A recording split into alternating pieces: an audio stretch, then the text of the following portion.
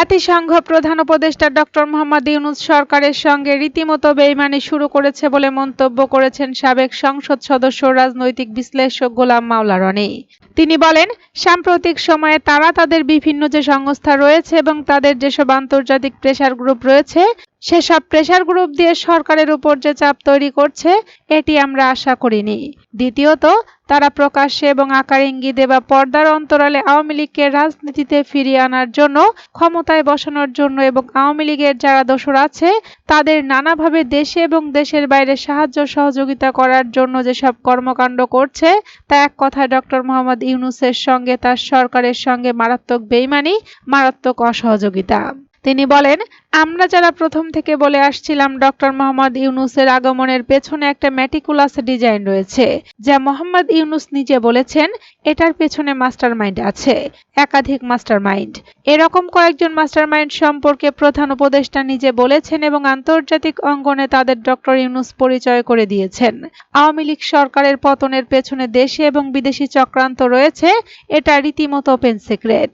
আমরা দেশের ভেতরে থেকে টুকটাক বলেছি এবং দেশের বাইরে থেকে আরো খোলাখুলিভাবে বিভিন্ন মানুষ বলার চেষ্টা করেছেন।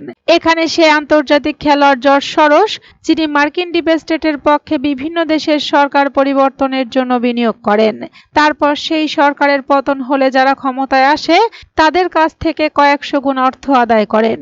তো বাংলাদেশে এরকম জর্জ সরোসের বিনিয়োগ ছিল এই কথা সবাই সমালোচনা করছে। বিশেষ করে তার ছেলে যখন বাংলাদেশে এলেন এবং ডক্টর মোহাম্মদ ইউনূসের সঙ্গে দেখা করলেন তখন আমরা ধরে নিলাম যে ডাল মে কুছ কালা হ্যায়।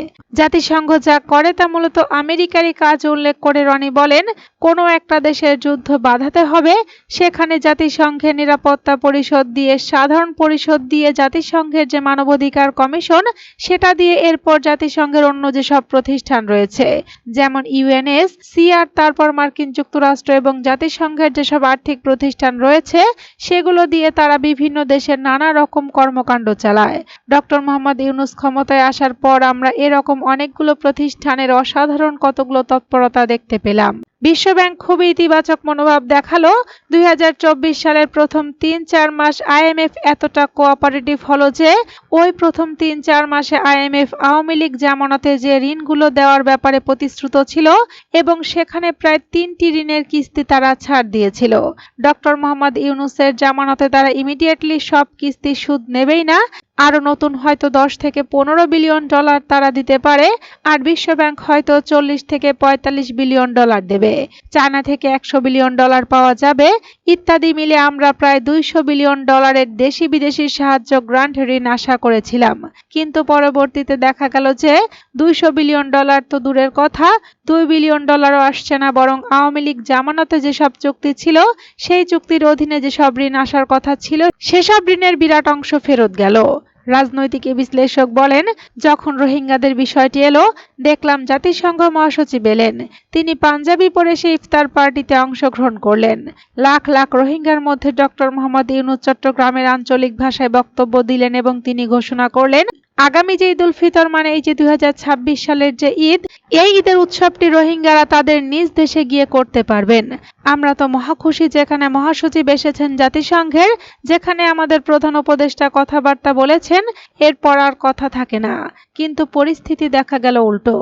একজন রোহিঙ্গা সেখানে তো গেলই না, উল্টো আরো প্রায় 3 থেকে 3.5 লাখ নতুন রোহিঙ্গা আমাদের বাংলাদেশে অনুপ্রবেশ করলো এবং সীমান্তের ওপারে আরো প্রায় 3 থেকে 3.5 লাখ রোহিঙ্গা নো ম্যানস জোনে বা কাছাকাছি জায়গাতে তারা অপেক্ষা করছে বাংলাদেশে ঢোকার জন্য।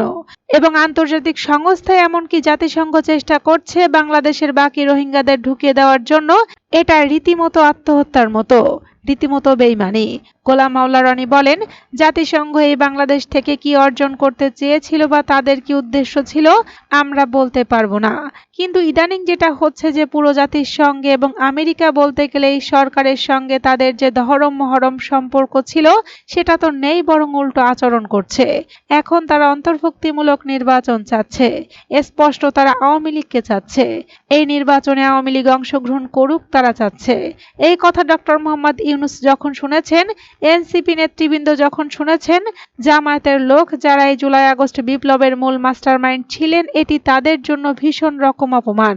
সাবেক এই সংসদ সদস্য বলেন, এই মুহূর্তে আওয়ামী লীগ নিয়ে যদি কোনো কথা বলা হয় জাতিসংঘের পক্ষ থেকে, আমেরিকার পক্ষ থেকে, তারপর আওয়ামী লীগকে নিয়ে নির্বাচন করতে বলা হয়, আওয়ামী লীগের মানবাধিকার নিয়ে কথা বলা হয়, শেখ হাসিনার বিচারের সুষ্ঠুতা, বিচারের স্বচ্ছতা ইত্যাদি নিয়ে যখন প্রশ্ন করা হয়, এটা অনেকটা হেমলক পান করা মানে বিষ পান করা বা গলায় দড়ি দিয়ে মরার আগে মানুষের যে দুঃখ হয়, এরকম দুঃখের চেয়ে কোনো অংশে কম বলে আমার কাছে মনে হচ্ছে না। এটা কি ধরনের কথা? যে কাজগুলো আমেরিকা এখন করছে, অতিরিক্ত পশ্চিমারা এখন বাংলাদেশে ঘন ঘন আসছে, ইউরোপীয় ইউনিয়নের যারা লোকজন তারা আসছে।